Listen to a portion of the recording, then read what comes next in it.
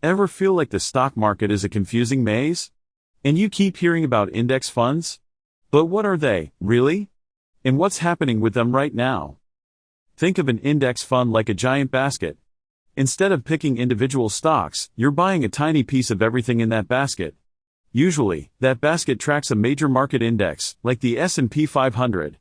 So, you own a little bit of the 500 biggest companies in the US. The magic? Diversification.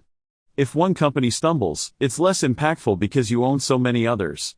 It's a simple, often low-cost way to invest in the broad market. So, what's really going on now?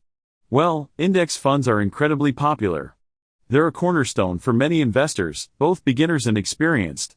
Their performance generally mirrors the market they track.